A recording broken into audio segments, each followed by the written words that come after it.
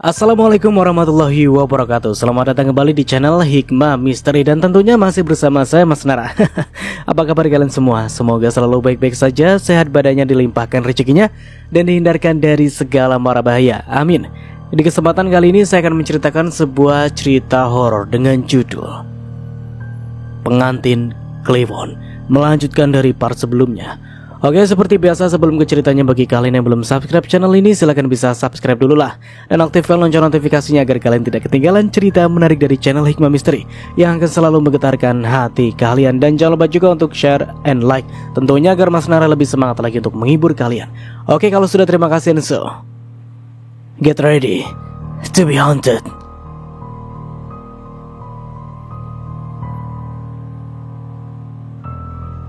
Tak lama tubuhnya berpaling ke arah kanan, dan ia memajukan sedikit dagunya. Tanda Arya ada di sebelah sana. Oke, makasih, ucapku. Aku berjalan menuju ke arah yang ditunjukkan si pocong. Namun baru beberapa langkah, sesosok makhluk perempuan berbaju kumal terbang menghampiriku. Ia berkacak pinggang sambil melotot ke arahku. "Mau apa kemari?" gertaknya. Mata dengan lingkaran hitam itu semakin melotot keluar. Rambut hitamnya yang kumal dan acak-acakan tertiup angin malam. "Aku mencari seseorang," jawabku datar. Ia melayang semakin mendekatiku, mengitari tubuhku lalu mendekatkan wajahnya ke wajahku. Matanya yang melotot hampir keluar menatapku penuh curiga. Jengah, aku berjalan menjauhinya. Si pocong sudah hilang entah kemana. Hanya bau busuknya saja yang masih tertinggal. "Mau kemana kau? Urusan kita belum selesai," teriaknya. Aku berbalik ke arahnya. Ternyata ia sudah memanggil beberapa teman sekastanya. Mereka berjajar membentuk lingkaran mengelilingiku. "Mau apa kalian?" tanyaku sengit. "Ini wilayah kami. Tidak sembarangan setan boleh masuk," ujar salah satu yang pertama menemuiku tadi. Sepertinya dialah pemimpin pasukan Kunti itu. "Aku hanya mencari seseorang," jawabku. "Tetap, harusnya kau izin padaku." Aku mengangkat kedua tanganku ke samping tubuhku. Perlahan aku mulai menyalurkan energi yang diberikan suami iblisku itu. Sebuah api berwarna merah menyala keluar dari kedua tanganku. Nampak ketakutan di raut menyeramkan para Kunti itu, kecuali Kunti yang pertama menemuiku. "Kau mau adu kekuatan denganku, hah?" gertaknya. "Ayo, kita buktikan siapa yang lebih kuat," jawabku dengan senyuman sinisku. "Baik, aku terima tantanganmu," jawabnya lalu melayang ke atas. Ia berputar-putar di atasku sambil tertawa cekikikan. "Kalau aku menang, kalian tak boleh lagi mengusikku dimanapun aku berada," teriakku dengan kepala tengada. "Kalau kau kalah, cepat angkat kaki dari sini,"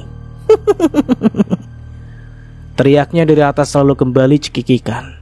Astaga, suara tawanya yang menjijikan itu membuatku muak.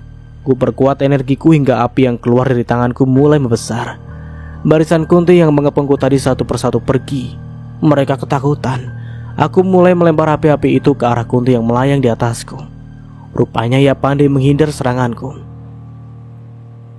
"Coba lagi, gadis iblis," teriaknya sambil tertawa. Kurang ajar. Aku semakin memperbanyak api dan bertubi-tubi melempar ke arahnya. "Mana bisa kau menandingi kesitanku ini?" teriak Kunti itu. Oke, kali ini aku akan fokus dan mengamati gerak-geriknya. 1 detik, 2 detik, 3 detik. Gotcha. Aku tahu kelemahannya. Setiap 4 detik, ia akan mengepakkan tangannya ke atas. Dengan secepat kilat ku bidik tangannya agar ia tak bisa lagi terbang. Brek. Kunti itu terjatuh dengan posisi pantat yang lebih dulu mendarat. Sakit, ujarnya sambil mengelus-ngelus pantatnya. Kuulurkan tanganku membantunya bangkit. Mulanya ia melirik sinis, tapi kemudian menerima uluran tanganku. Aku hanya mencari seseorang yang sudah menghancurkan hidupku, ujarku. Siapa namanya? Arya Aryadi, jawabku. Oh, yang kecelakaan mobil itu ya? Aku menganggukkan kepalaku. Kunti itu menunjukkan arah yang sama dengan si pocong tadi. Di sana tempatnya, tunjuknya. Memang dia punya salah apa? Dia? Aku menatap mata Kunti itu lekat. Dia merampas kehidupanku. Si Kunti mengangguk-anggukkan kepalanya. Hampir saja lepas saat ia terlalu kuat mengangguk. Kalau butuh bantuan, panggil saja nama aku Serintil, Kunti Serintil, ujarnya. Aku berlalu meninggalkan Kunti itu bersama kawan-kawannya. Tengah fokus menuju ke kamar Arya, Serintil kembali memanggilku. Apa? Ujarku berbalik. Kalau kau ketemu pocong tadi lagi, tolong jauhi. Kenapa? Dia gebetan aku, jawabnya manja. Astaga. Aku memutar bola mataku ke atas. Whatever lah. Aku berlalu meninggalkan Kunti sangklek itu. Berarti tadi dia begitu karena cemburu. Baru tahu aku, jika di dunia perhantuan ada juga hantu bucin. Arya terbaring di ranjangnya. Tak ada luka serius, hanya lengan yang lecet dan kaki yang patah. Tak terlalu patah dibanding lukaku.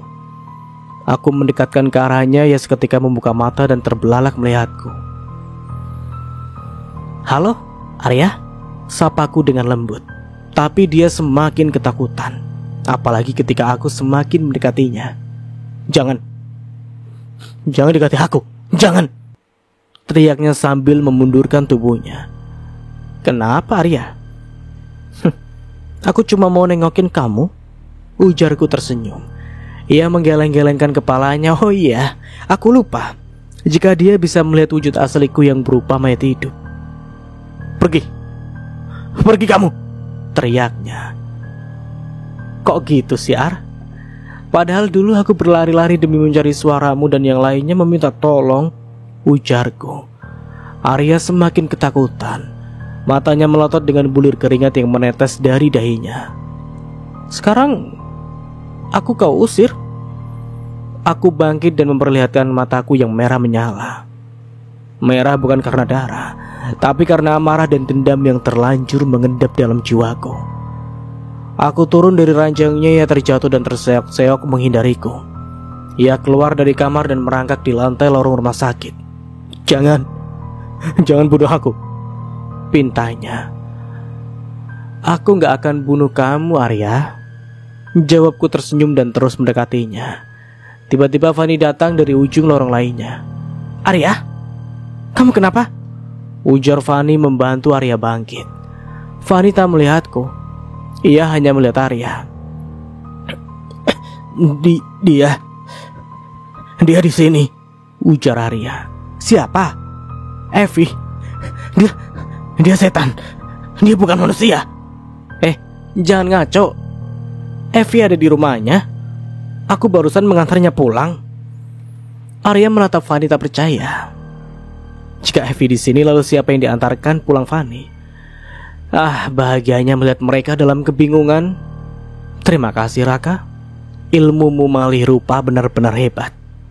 Fani sampai tak bisa membedakan aku yang asli dengan yang palsu. Ayo Fani, kita pergi, bawa aku pulang, pinta Arya. Tapi kamu belum sembuh, tolak Fani. Aku gak mau di sini. Aku gak mau mati, teriak Arya panik. Sudah aku bilang kan, aku gak akan membunuhmu, Arya, bisikku di telinganya. Aku hanya akan membuatmu merasakan apa yang aku rasakan. Arya melotot. Ia melihat Fani yang menjauh untuk mengambil kursi roda di ujung lorong. Ku jentikan jariku seketika tiang listrik yang ada di sekitar rumah sakit roboh. Kabel-kabel terputus hingga menyebabkan percikan listrik di mana-mana. Fani histeris. Apalagi ketika kabel itu sengaja ku dekatkan ke arahnya. Bukan aku, tapi pasukan Serintil yang melakukannya. Aku hanya memberikan perintah. Fani, awas! Arya terseok-seok mendekati Fanny yang diambang bahaya. Sebuah tiang listrik kembali jatuh, membuat kabel yang melintang di dekat lorong terputus. Fanny berusaha lari, namun kabel terputus itu justru melilit tubuhnya. Seketika tubuh Fanny bergetar hebat. Bagaimana tidak? Kabel dengan aliran listrik ribuan volt itu melilitnya. Perlahan tubuh Fanny hangus terbakar. "Fanny!" teriak Arya. Ia menangis melihat kekasihnya mati. Raka datang dari kejauhan, tentu dengan sosok aslinya sebagai iblis penunggu gua keramat. Dengan badan besar dan berbulu lebat, taring di ujung bibirnya menyembul keluar, sama seperti 2 tanduk di kepalanya. "Makanlah sayang, itu makananmu," tunjukku pada jasad Fanny. Jiwa Fanny yang mati keluar dari raganya. Ia terkejut melihatku menunjukkannya. Raka tersenyum puas dan mencengkram jiwa Fanny. Lepaskan aku!" teriaknya. Tanpa banyak bicara, Raka melebar jiwa Fanny ke mulutnya lalu melahapnya. "Dasar wanita iblis!" cecar Arya. Aku mendekat ke arahnya dengan sedikit membungkuk. Aku menatap lekat netranya. "Kau dan teman-temanmu yang membuatku jadi iblis." Aku kembali berdiri. "Sekarang rasakan kemarahan iblis ini, Arya." Kupukul tengkuknya dengan keras. Dia pun pingsan. Raka tengah asik menikmati kudapannya. Biarlah jiwa-jiwa yang ikut mati karena tiang listrik yang kurobohkan menjadi santapan kudapan Raka. Setidaknya aku tak perlu repot memberinya makan untuk beberapa hari ke depan. Setelah melenyapkan Fanny, kuputuskan untuk pulang. Sejenak mengistirahatkan raga yang memang sudah tak bernyawa. Kejam. Mungkin itu orang yang lain pikirkan, tapi bukankah itu setimpal dengan perbuatan mereka? Sedangkan Arya, biarkan saja dia menderita. Aku sama sekali tak peduli. Sama seperti dia yang tak peduli dengan nyawaku waktu itu. Sampai di rumah aku mengganti bajuku dengan gaun tidur berwarna merah marun. Setelah membersihkan wajah, aku beranjak ke ranjang dan mulai membaringkan tubuhku. Saat hendak memejamkan mata, telingaku mendengar suara nafas tercekat di tenggorokan. Kutajamkan lagi telinga untuk memastikan suara itu. Suara itu makin keras. Aku mendengus kesal. Suara itu sudah hampir sebulan ini mengganggu diriku dan mengganggu tidurku juga. Aku bergegas menuju kamar sebelah yang menjadi sumber suara. Kubanting pintu dengan kasar hingga menabrak dinding. Seorang perempuan tua tengah terbaring di ranjang. Perempuan yang hanya tinggal kulit dan tulang saja. Matanya melotot dan mulutnya menganga. Setitik air bening jatuh meluncur dari pelupuk matanya. "Tak bisakah kau diam?" bentakku. Mata wanita itu kini melirik ke arahku. Namun tubuhnya tetap terbaring kaku di ranjang. "Jangan tetap aku seperti itu." Aku mendekat ke arahnya. Seketika bau pesing dan kotoran manusia menyeruak masuk ke penciumanku. Lebih menjijikkan dari bau darah yang amis dan anyir. Astaga, ini kamar apa kandang ayam sih? Bau. Aku bergidik lalu berjalan kembali menuju pintu, menjauh dari perempuan itu. Sebelum kembali menutup, sejenak aku meliriknya. Bibirnya bergerak-gerak seolah hendak bicara. Tapi aku tak peduli. Segera aku tutup pintu kamar tersebut dengan keras. Saat hendak berbalik, tiba-tiba Raka sudah berdiri di belakangku. "Kenapa marah-marah istriku yang manis?" godanya dengan mencubit hidungku. "Kenapa kau tak ambil saja nyawa wanita itu?" "Menyebalkan," gerutuku. "Belum saatnya sayang," jawabnya berusaha memelukku. Tapi dengan tegas aku menolak pelukannya.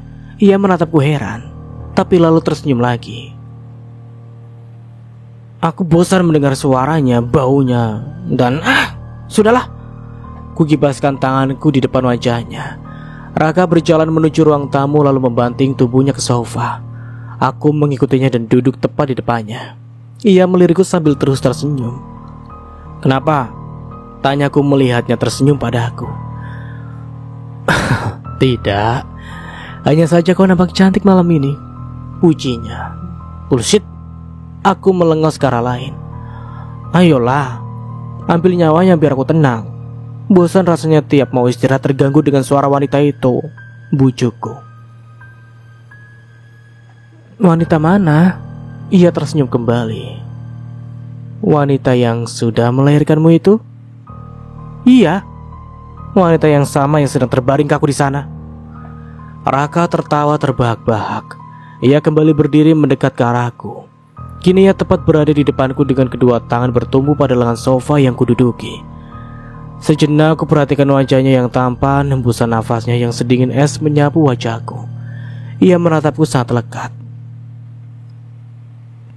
Harusnya kau bersyukur aku tak mencabut nyawanya. Apakah iblis pernah bersyukur? Ia sudah tercipta di dunia? Hah? Evi, kau tahu kenapa aku tak mencabut nyawanya? Aku menggeleng pelan. Perjanjian. Itu karena perjanjian yang ditawarkannya padaku. Perjanjian apa? Tentu saja perjanjian untuk membangkitkanmu. Apalagi? Raka tersenyum puas dan beranjak berdiri membelakangiku. Ia kembali duduk di kursinya dan menaikkan kedua kakinya di atas meja. Ia menatap langit-langit ruang tamu, seolah mengingat-ingat sesuatu. Sejenak ia menghela nafas panjang lalu kembali menatapku. Oke. Kita beralih ke sudut pandang Raka. Melihat perempuan tua memeluk jasad putrinya membuatku tersenyum bahagia. Akan ada satu lagi yang menjadi pengikut setiaku, pengikut yang akan menemaniku di neraka jahanam sampai hari kiamat nanti. Aku tak akan disiksa sendirian. Aku akan menolongmu, Ibu, tawarku. Wanita tengah baya itu memandangku dengan heran. Matanya menelisik ke dalam mataku mencari sebuah jawaban. Aku akan membantumu membalaskan dendam anakmu. Apakah itu benar? Tanyanya. Tentu saja, Ibu. Ibu. Iya. Jadikan aku anakmu, dan aku akan membalaskan semua dendammu. Wanita tua itu menatap jasad anaknya yang sudah mati. Yang ia tahu anaknya mati dibunuh rekan-rekannya. Padahal sebenarnya anaknya mati di tanganku. Membalaskan dendam yang seperti apa? Tanyanya sambil berlutut di samping jasad anaknya. Pembalasan dendam yang sama seperti yang mereka lakukan pada putrimu, jawabku. Ia menatapku lagi, kali ini dengan berkaca-kaca dan penuh pengharapan. Aku mau anakku yang membalaskan dendamnya. Biar dia yang mencabut nyawa para pembunuhnya. Bisa, kalau itu yang ibu mau. Benarkah? Tentu, Ibu. Aku berjalan mendekati lalu meraih bahunya dan membantunya berdiri. Kutatap matanya lekat-lekat. Dengan satu syarat, ucapku. Apa? Nyawanya akan kembali jika ada nyawa yang menggantikan nyawanya, ujarku. Nyawa lain? Maksudnya? Sejenak aku menghela nafas panjang lalu menatap ibu baruku itu. Ibu yang nantinya akan menemaniku di neraka. Anakmu adalah tumbal yang diserahkan pada makhluk penghuni gua ini. Nyawanya tertahan di gua ini sebagai jaminan agar yang menumbalkannya meraih kesuksesan. Wanita itu menutup mulutnya tak percaya. Air matanya mengalir dari pelupuk mata membasahi pipinya. Siapa yang tega melakukan itu pada anakku? Siapa? Calon suaminya sendiri, jawabku. Wanita itu semakin terseduh. Ia menangis meratapi nasib anaknya yang malang. Kasihan, tapi itulah celah yang dapat kumanfaatkan. Untuk membangkitkannya, tentu saja aku butuh nyawa lain sebagai penggantinya. Entah sudah berapa kali wanita itu memeluk jasad anaknya. Ia menangis dan terus menangis. Aku jengah dan mulai menjauh. Kubiarkan ia puas menangis anaknya. Sambil melihatnya menangis, aku menunggunya dengan duduk di sebuah batu raksasa di dalam gua. Hanya batu, tapi bagiku itu adalah singgasanaku. Tak ada siapapun yang boleh menyentuhnya apalagi mendudukinya. Aku ingat pernah membuat tangan seorang pria yang tak sengaja masuk dan menyentuh singgasanaku menjadi bengkak. Aku juga pernah mencabut nyawa seorang yang berlagak sombong di dalam gua ini. Hanya gua, bagi manusia ini hanyalah gua. Tapi gua ini adalah istanaku, tempatku berkuasa. Jadi tak ada yang boleh sombong di tempat ini, hanya aku. Karena aku adalah raja penguasa gua ini. Gua yang dikeramatkan masyarakat di tempat. Mereka yang mengeramatkan, dan aku hanya melakukan apa yang mereka pikirkan tentang gua ini. Mereka pikir gua ini berhantu, maka aku akan muncul sebagai hantu. Mereka pikir gua ini bisa memberikan kekayaan, maka aku akan muncul sebagai memberi mereka kekayaan. Hasilnya aku mendapat banyak pengikut yang akan menemaniku di neraka. Kulihat ibu sudah berhenti menangis dan mendekatiku. Aku akan sediakan nyawa pengganti untuk Evie, anakku, ujarnya tegas.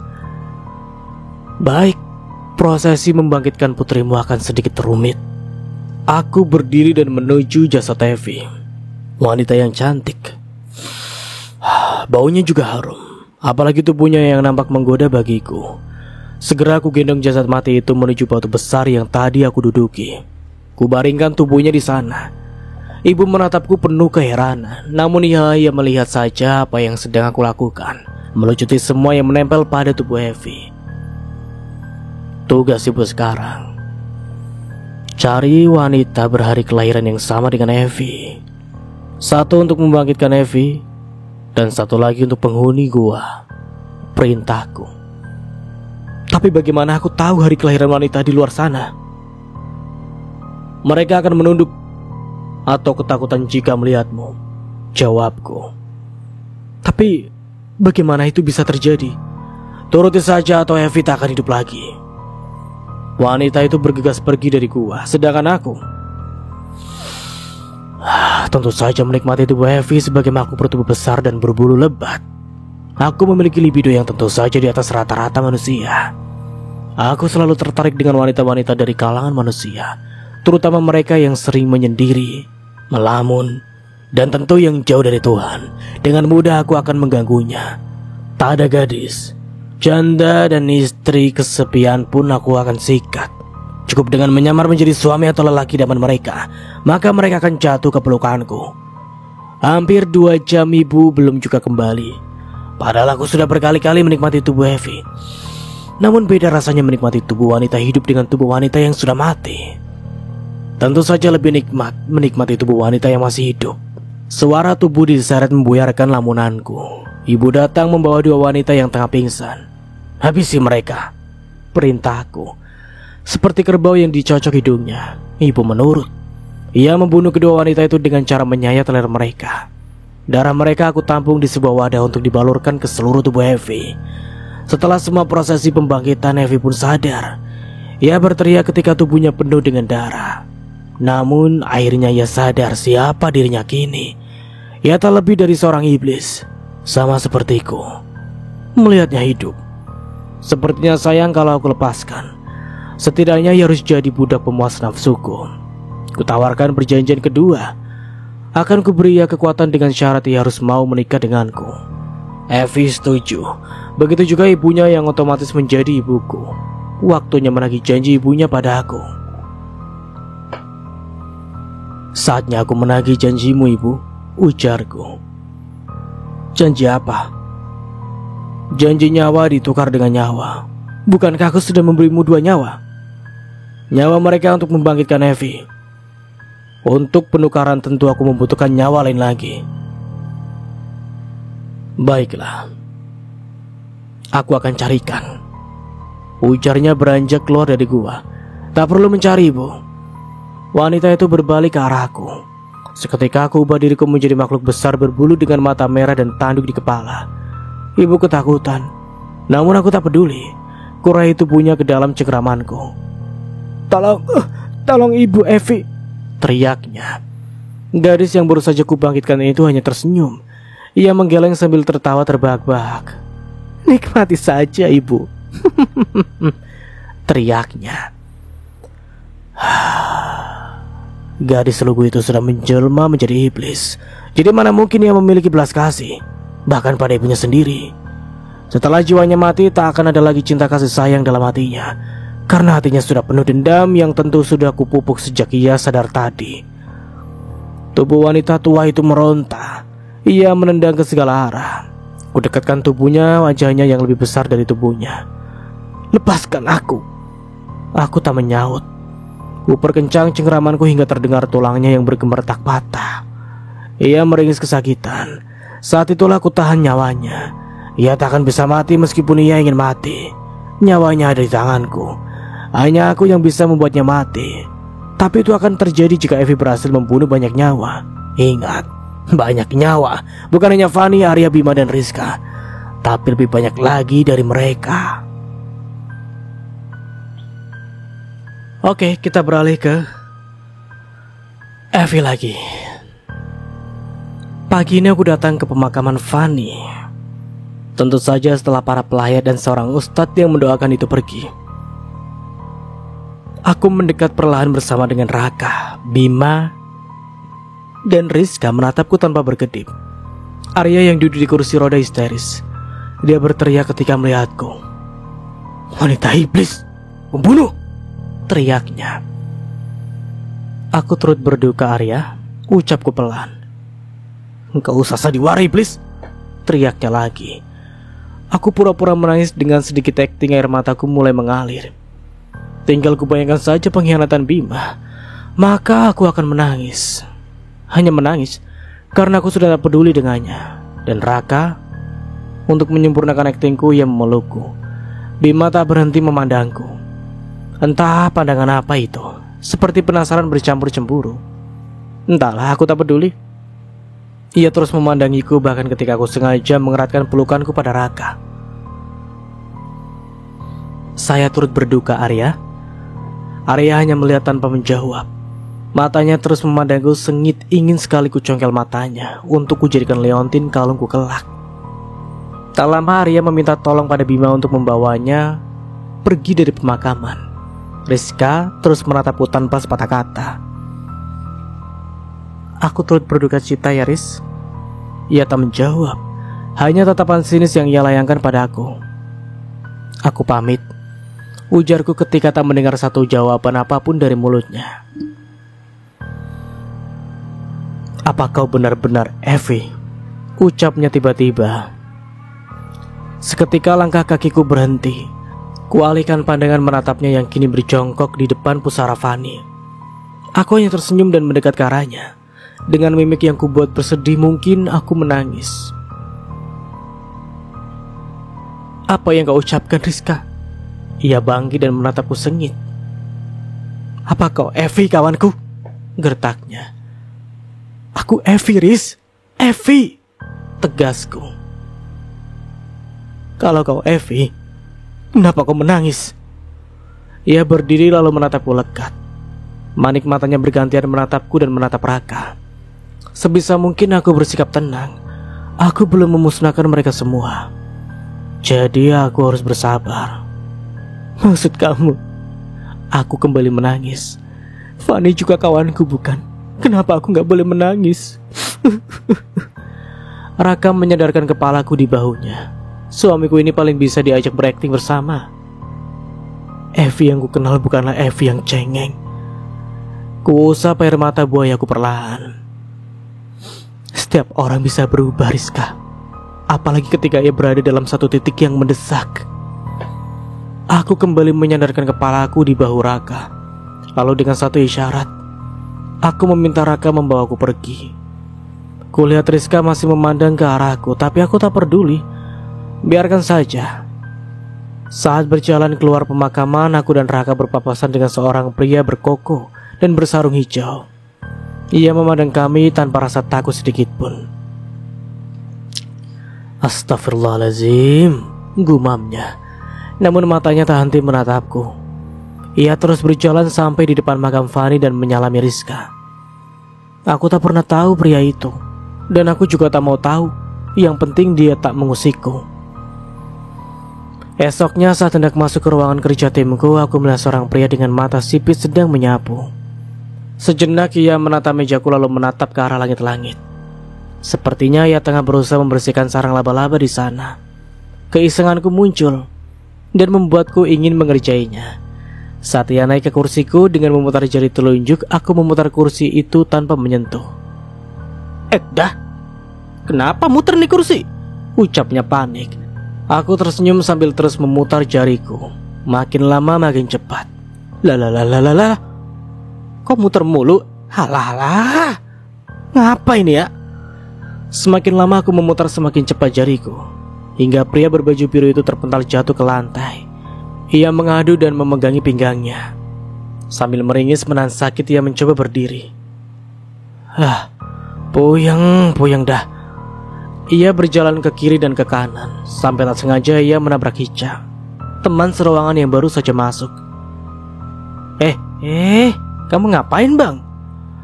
Aduh, puyeng ini, jawabnya dengan badan masih bergoyang. Emang ngapain?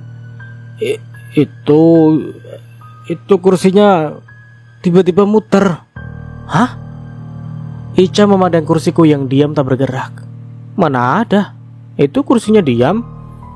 Bambang melihat kursi yang tadi membuatnya terpental dan terperanjat. Lah, iya, kursinya diam. Kenapa tadi muter? Kalau tahu, Bang, udah sono bikinin kopi. Ya dah. Bambang berjalan keluar dengan masih memegangi kepalanya. Saat di depan pintu kami berpapasan, aku menahan senyumku, tapi si Bambang justru melotot ke arahku. Kenapa, Bang? Neng sakit? Kagak. Aneh baik-baik aja, jawabku menirukan logatnya. Tapi kok Neng pucat? Sama itu apa sih yang hitam-hitam di pipi Neng? Hah? Hitam? Bergegas ku ambil cermin kecil di dalam tasku. Benar saja, ternyata ada guratan-guratan hitam di pipiku. Bibirku yang merah perlahan juga menghitam. Ini aku lupa tadi ku kecoret pensil alis. Aku bergegas ke toilet untuk membenarkan make upku. Entah kenapa guratan itu muncul. Berkali-kali ku hapus dengan tisu tapi gagal. Itu tandanya kamu harus cari tumbal berikutnya. Raka tiba-tiba saja sudah muncul dan berdiri di belakangku. Kemarin baru saja aku ambil nyawa Dini. Itu kan kemarin, sayang. Ia berjalan mendekat dan meraih bahuku. Matanya yang merah menatapku penuh gairah. Ayo, cari tumbal lainnya. Kau harus menghilangkan guratan itu agar tak ada yang tahu kalau kau sudah mati, bisiknya. Aku bosan dengan tumbal wanita Kliwon. Lalu? Tidak ada alternatif lain, lelaki misalnya? Raka mengurutkan dahinya dan berjalan ke arah pintu. Asalkan Kliwon, kayaknya boleh. Kok kayaknya? Ia tertawa melihatku kebingungan. Boleh-boleh saja, asalkan sama hari lahirnya denganmu. Entah perempuan atau laki-laki. Tapi apa? Paling bagus sih perempuan. Kenapa? Perempuan Kliwon itu bau darahnya harum, jawabnya mendekat. Lalu ia memelukku dari belakang dan mencium leherku. Darahnya juga manis, bisiknya. Apalagi ia membalikkan badanku sehingga kami saling berhadapan. Perempuan Kliwon itu hot. Kupukul bahunya yang bidang itu. Ia tersenyum sangat manis. Dasar mesum. Aku beranjak dari toilet dan kembali ke ruangan. Pak Sony, manajer keuangan perusahaan tempatku bekerja, tiba-tiba masuk saat ruangan tengah sepi. Kawan satu temanku tengah keluar untuk beristirahat. Evi, bisa ikut saya sebentar? Kemana, Pak? Ke ruangan saya. Ada yang mau saya bicarakan, ujarnya. Baik. Aku bangkit dan membereskan berkas-berkasku, lalu mengikuti langkah Pak Sony ke ruangannya. Pak Sony usianya masih 35 tahunan. Tubuhnya yang tinggi besar dan bebannya nampak gagah dengan setelan jas warna abu-abu. Sedikit kumis tipis menghiasi bibirnya. Ada apa ya, Pak? Dia tak menjawab, hanya memandangku dari atas ke bawah. Maaf, kalau tak ada yang dibicarakan saya pamit keluar. Jangan, cegahnya. Lalu Bapak mau bicara apa? Pria itu berjalan lalu berdiri di belakang tubuhku. Malam ini kau ada acara tidak? Aku mengeringkan dahi. Acara? Apa maksudnya ini? Maksud Bapak? Ya, kalau gak ada acara, saya mau ajak kamu makan di luar. Oh, Tiba-tiba Raka melintas di depan ruangan sambil menganggukkan kepalanya. Melihat itu aku mengiyakan ajakan Pak Sony makan malam. Aku tak tahu apa rencana Raka. Aku hanya mengikutinya saja. Aku berdiri di depan cermin sambil melihat bayanganku di sana. Cantik, sangat cantik. Dress biru laut membalut tubuhku yang semampai. Cie, yang mau dinner, goda Raka. Ini juga kan yang kamu mau? Kupoleskan lipstik merah jambu di bibirku. Dia tumbalmu selanjutnya. Apa? Duh, jangan pura-pura kaget. Tapi kok bisa dia? Ya bisalah, dia juga akan Kliwon. Aku meraih tas di atas meja rias dan beranjak keluar kamar. Aku tunggu kau di sana. Ya, terserah. Lalu aku melangkah keluar dari rumah.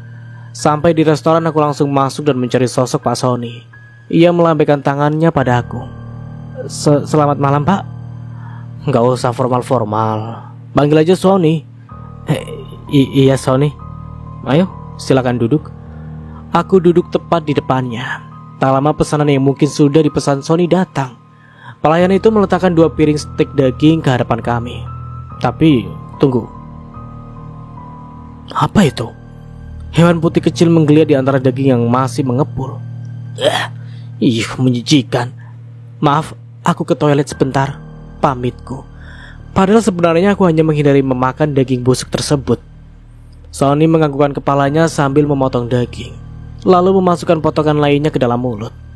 Seketika hewan-hewan itu berjatuhan dan membuatku tambah mual. Sial. Kulangkahkan kaki menuju toilet restoran hampir sampai ketika mataku melihat sesuatu hal yang mustahil. Tak kusangka restoran sebesar dan semewah ini melakukan hal menjijikan, bersekutu dengan makhluk gaib demi meraup keuntungan. Aku mendekat ke arah dapur dan berdiri tepat di depan seorang yang bisa dikatakan chef. Maaf Nona, Anda salah masuk. Aku menatapnya lekat lalu tersenyum. Ia nampak ketakutan. Aku lupa, kalau aku marah wajahku akan berubah menakutkan. Siapa kamu? Gertaknya. Shh. Kuletakkan jariku di depan bibir. Ia menatapku lalu mengangguk ketakutan. Aku berjalan ke arah kuali yang ia gunakan untuk membuat saus barbeque untuk steaknya. Kupandangi makhluk busuk yang tengah berjongkok di atas kuali. Makhluk perempuan berwajah mengerikan karena setengah mukanya hancur. Dari mukanya yang hancur itulah keluar binatang menjijikan dan berjatuhan masuk ke dalam kuali. Makhluk itu melotot, tapi setelah kutunjukkan wajahku, dia menunduk takzim. Kupandangi lelaki yang berdiri terpaku menatap kami. Mungkin ia terkejut melihat keakraban kami. Buatkan yang spesial untukku, tanpa belatung. Pria itu mengangguk lagi. Dengan cekatan membuatkan steak dengan bumbu yang baru, dan aku kembali ke meja. Sampai di sana Sony sudah melahap habis makanannya. Makanan penuh belatung itu sudah berpindah dalam perutnya. Lama sekali, perut aku mulas. Sepertinya kurang cocok dengan bumbu itu. Jawabku menuju kuah saus steak di atas meja. Oh, biar aku suruh pelayan menggantinya. Enggak perlu, aku sudah meminta ganti ke pelayan tadi. Tak lama pesanan datang. Kali ini tanpa belatung. Aku menyantapnya dengan nikmat, meskipun sebenarnya rasanya hambar. Di dalam mobil ketika Sony mengantarkanku pulang, entah kenapa matanya selalu melirikku. Lelaki di mana-mana memang sama, brengsek. Setidaknya itu yang aku tahu dari lelaki yang ku kenal, Bima, Arya, sekarang Sony. Aku sibuk memandang keluar jendela memikirkan waktu yang tepat untuk mengambil darahnya. Dalam keremangan malam ia mulai bersikap kurang sopan. Tangan kanannya fokus pada setir, tapi tangan kirinya menggerayang ke pahaku. Aku meliriknya sengit, tapi dia tersenyum menggoda. Memuakan. Apa lelaki semua seperti itu? Tapi demi mendapatkan darahnya, okelah, kita main-main saja dulu. Tangannya kembali merayap, kali ini berusaha masuk ke dalam rokku. Namun dengan sikap kuret tangannya dan menggenggamnya. Shh, kenapa buru-buru? Tanyaku. Kau cantik sekali, Evi. Tangan yang kugenggam ia lepaskan dan mengelus pipiku. Apa kau menyukaiku? Tentu, aku sangat menyukaimu, jawabnya antusias. Beneran? Apa buktinya? Aku akan memberikan apapun yang kamu minta, jawabnya lagi. Aku tersenyum mendengar jawabannya. Apapun yang ku minta kan? Sebentar lagi aku akan meminta nyawamu, Sony. Mobil mulai masuk ke daerah sepi, daerah yang terdapat banyak sekali hotel melati. Jalanannya berliku dan sering menanjak. Sisi kanan dan kirinya masih berupa tanah lapang, kadang juga jurang. "Apapun yang aku minta kan?" tanya aku. "Iya, apapun yang kamu minta." Ia tersenyum memandangku. "Apa yang kamu minta? Uang? Jabatan? Atau jalan-jalan ke luar negeri?" Ku letakkan jari di daguku. "Apa ya?" "Apa? Jangan malu-malu, katakan saja." "Kalau aku mau nyawa?" "Nyawa?" Ia mengernyitkan dahi. "Nyawa siapa?" Aku menunduk sejenak lalu menampakkan wajah asliku. Wajah yang penuh guratan hitam karena jaringan darah yang telah mati. Sony terbelalak dan seketika membanting setir ke kanan. Ia berteriak begitu histeris sambil mengemudikan mobil tak tentu arah. "Kenapa? Bukankah kau mau memberikan apapun yang aku minta?" "Pergi kau wanita iblis, pergi!" Aku menyeringai dan berusaha meraih setir yang ia kemudikan. Sejenak terjadi saling tarik-menarik di antara kita. Lagi-lagi keberuntungan sedang berpihak padaku. Sebuah truk tengah melaju kencang dari depan sana. "Terima kasih atas nyawamu," ucapku sambil melambaikan tangan. "Wanita iblis gila!" Piprak. Ups. Truk tersebut menabrak mobil kami. Seketika darah memercik kemana-mana, mengenai kaca jendela, dashboard, dan juga aku. Bau darah Kliwon memang harum. Benar-benar harum. Segera saja aku sapukan darah Sony yang berceceran ke seluruh tubuhku. Harumnya membuatku seolah melayang. Andai kalian tahu, darah Kliwon ini seperti anggur yang memabukkan. Aku menikmatinya, menikmati darah yang mengalir dan membasahi seluruh tubuhku. Kaki, tangan, tubuh sampai dengan wajahku penuh dengan darah. Darah Kliwon yang memabukkan. Oke, kita beralih ke sudut pandang Bima. Hiruk-pikuk kendaraan di luar kantor ini tak membuatku merasa ramai. Aku seolah berada dalam kesendirian meskipun di luar sana nampak ramai. Entahlah, hati ini sepi tanpa Evie. Evie, gadis yang ku kenal sejak masa kuliah. Sifatnya yang manja dan baik pada semua orang membuatku jatuh hati. Penampilannya sederhana. Tak pernah sekalipun ia memakai pakaian mencolok atau terlalu seksi. Tutur katanya selalu lembut dan mendayu. Aku seolah mendengar dongeng ketika ia mulai bercerita. Bibirnya yang mungil dan merah selalu tersenyum. Tak pernah sekalipun bibir itu mengeluh. Di balik kemanjaannya ada sosok wanita kuat di sana. Namun, karena termakan omongan Rizka, aku justru tega menumbalkannya pada makhluk penghuni gua keramat. Entah setan apa yang mempengaruhi saat itu. Aku mengikuti semua yang Rizka perintahkan. Kini aku hanya bisa menyesal. Karena ternyata tanpa Evie aku benar-benar merasa sepi. Sebulan kemudian Evie yang jelas-jelas kutinggalkan dalam gua tiba-tiba datang ke kantor. Dengan wajah dan penampilan yang lebih cantik dari sebelumnya. Bahkan dengan tersenyum saja, dia bisa membuatku terpesona. Sungguh, perubahan yang sangat luar biasa. Namun anehnya sejak kedatangan Evie, aku merasa hawa kantor menjadi berbeda. Lebih panas dan pengap tak seperti biasanya. Juga terkadang tercium aroma bangkai dari ruang sebelah. Ruang tim Evie. Berulang kali office boy mencari, tapi tak pernah sekalipun bangkai ditemukan. Keanehan kedua, tiba-tiba saja berjatuhan para korban. Pertama Arya kecelakaan, kedua Dini tewas dengan mengenaskan, ketiga Fanny, ia juga tewas dengan mengenaskan. Bahkan cenderung tak wajar. Bagaimana bisa kabel melilit seluruh tubuh Fanny? Kalaupun kabel itu putus, kabel itu pasti hanya jatuh ke tanah, bukan melilit tubuh seseorang. Aku mendengus merapikan berkas di atas meja. Memikirkan keanehan-keanehan itu membuatku pusing. Apalagi kata-kata Arya yang menunjuk Evie sebagai gadis iblis selalu terngiang di kepalaku. "Bim, Tepukan lembut membuatku terperanjat. Aku menoleh ke arah orang yang menepuk pundakku. Iya. Kenapa, Riz? Gadis itu menyeret kursi dan duduk di depanku. Aku, ujarnya sambil celingukan. Kenapa? To the point aja sih. Aku curiga Evi bersekutu dengan setan. Apa? Aku mengeringkan dahi. Iya. Evi pasti bersekutu dengan setan untuk balas dendam pada kita. Aku menyandarkan tubuhku ke kursi sambil memandangnya lekat. Atas dasar apa kamu berkata seperti itu? Emang kamu gak ngerasa aneh? Ia mendengus. Sejak kedatangan Evi, ada saja yang jadi korban. Rizka menarik kursinya lebih dekat ke arahku.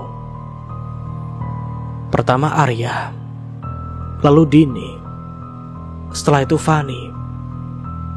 Dan hari ini aku mendekatkan telingaku ke arah Rizka.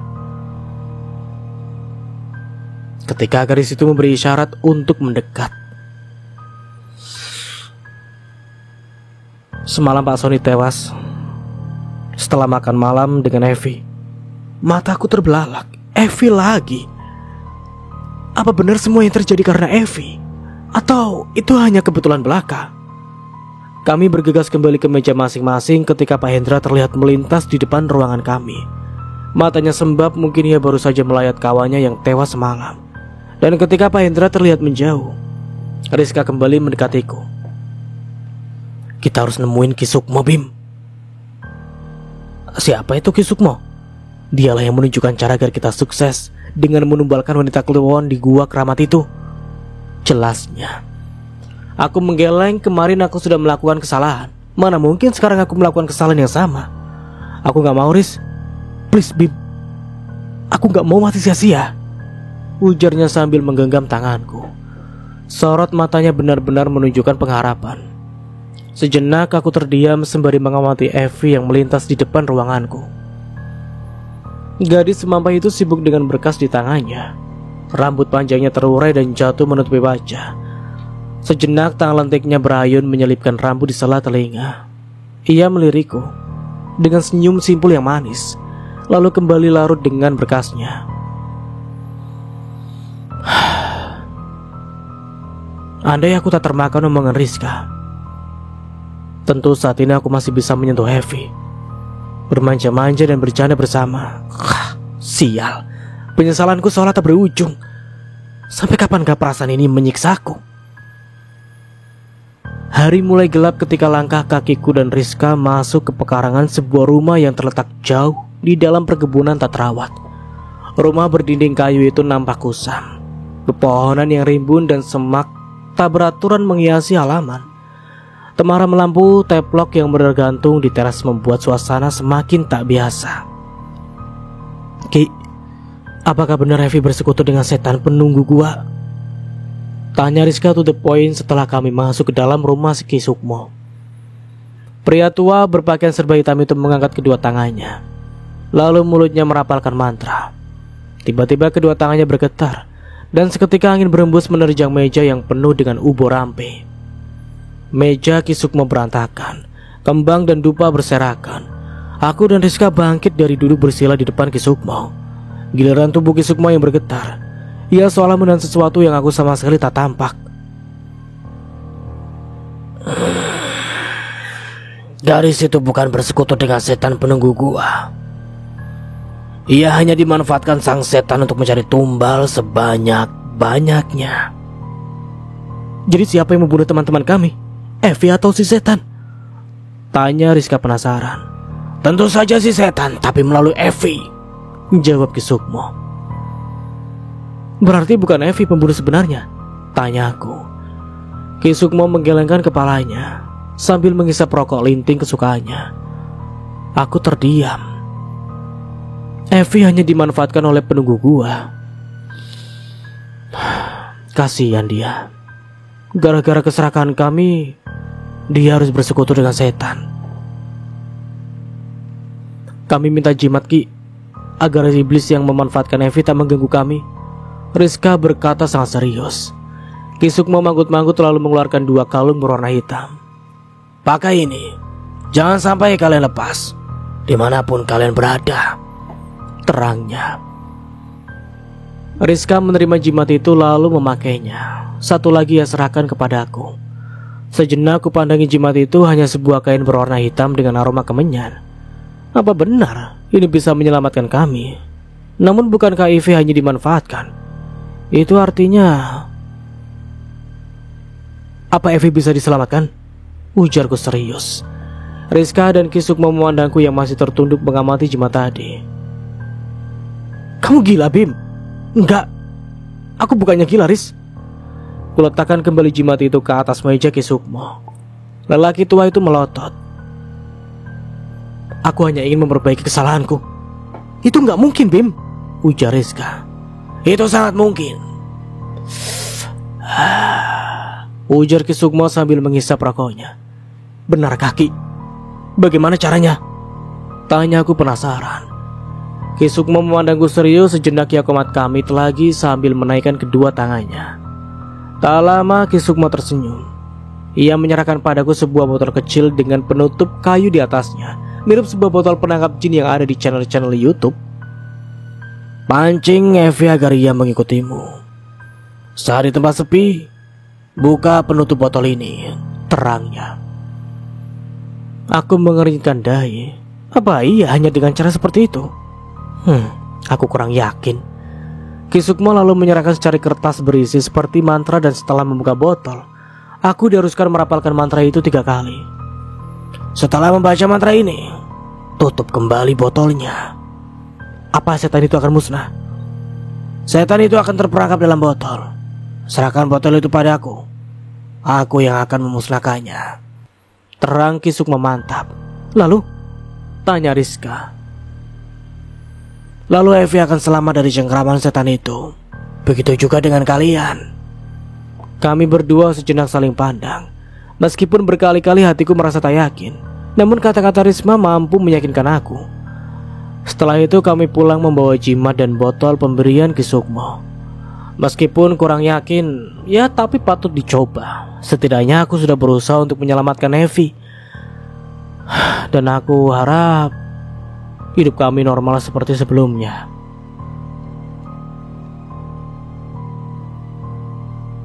Aku menatap Evi yang masih sibuk dengan berkas-berkasnya. Tak menyangka jika aku bisa sekantor dengannya. Sejenak aku memikir sejak sekolah dasar sampai kuliah kami selalu bersama. Meskipun sebenarnya aku bisa saja masuk ke sekolah dengan fakultas yang lebih baik darinya. Namun mau bagaimana lagi? Mau tak mau aku harus menuruti kemauan ibunya, Bu Weni, ibunda Evi. Dialah yang selama ini membiayai sekolahku. Makan, pakaian, dan tempat tinggal semua dia yang atur. Jangan tanya kemana orang tuaku. Mereka sudah lama wafat.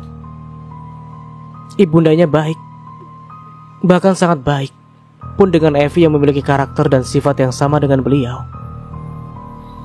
Namun tahukah kalian, kalau aku tak suka?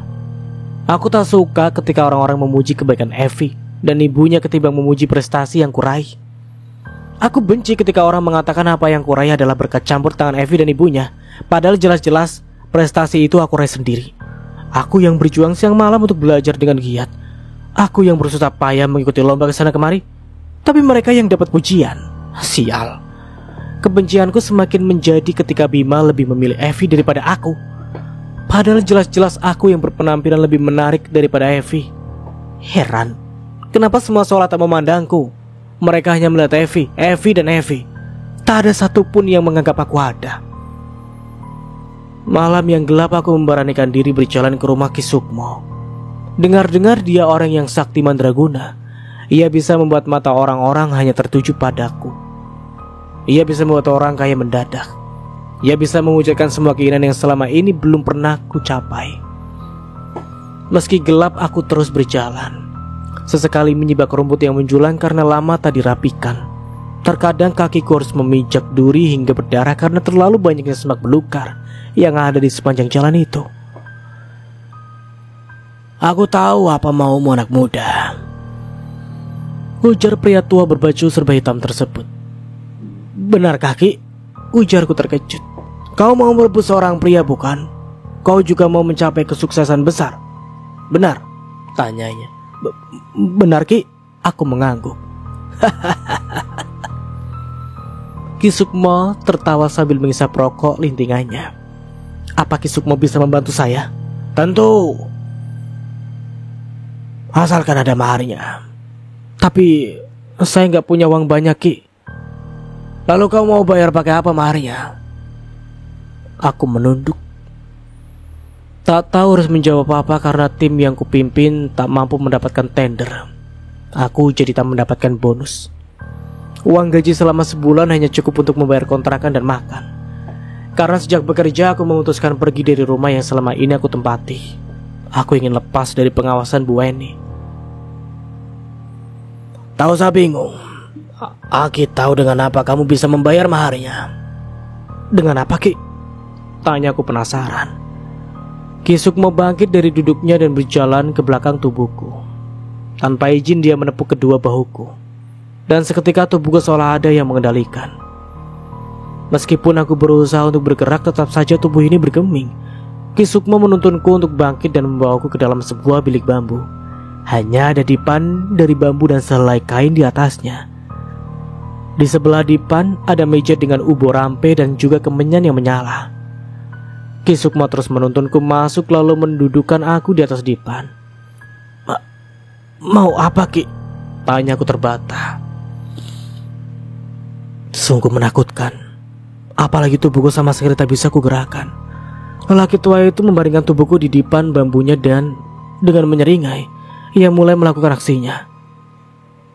Jangan Ki, aku mohon jangan, pintaku. Namun seolah tak mendengar, ia terus melucuti pakaianku. Aku hanya bisa menangis ketika tubuh lelaki tua itu mulai menindihku. Benar-benar dukun sialan. Dia menggunakan mantra agar aku tak mampu bergerak. Bahkan ketika ia mulai melakukan aksi bejatnya, aku hanya bisa diam dan menangis. Tubuhku sudah dikuasai oleh sesuatu yang tak tampak, sehingga aku tak bisa melakukan perlawanan. Selesai melakukan aksi bejatnya, dia tersenyum puas. Heran, lelaki setua itu masih memiliki kekuatan seperti lelaki muda. Ia memakai kembali pakaiannya dan juga memakaikan pakaianku. Kau sudah membayar maharnya. Sekarang aku akan berikan apa yang kamu mau. Tiba-tiba seolah ada aliran listrik yang menyengat tubuh, sehingga aku bisa bergerak. Dukun sialan, kurang ajar, brengsek, teriakku sambil memukulinya. Hentikan, atau kau tak akan mendapatkan keinginanmu.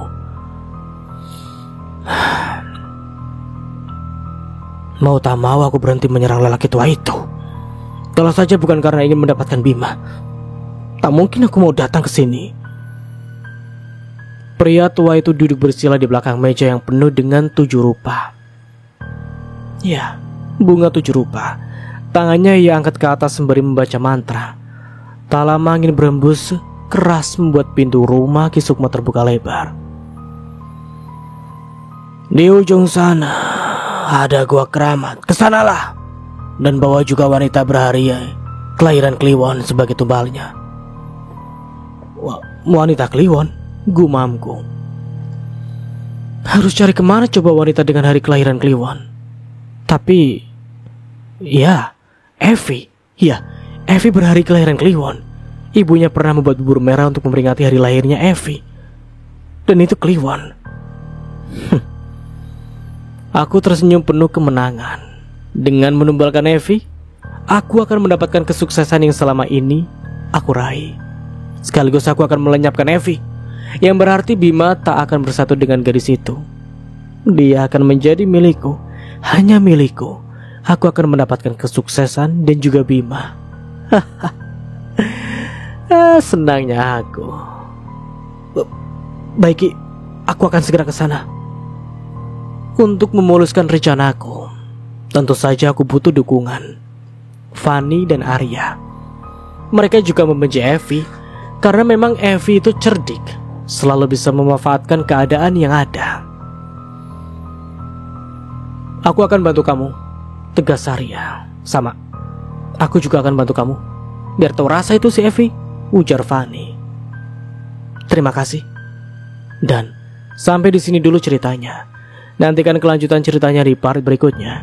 Dari saya mohon maaf bila ada salah kata atau dalam penyampaian cerita. Akhir kata, wassalamualaikum warahmatullahi wabarakatuh. Sampai jumpa di video berikutnya and see you. Bye bye.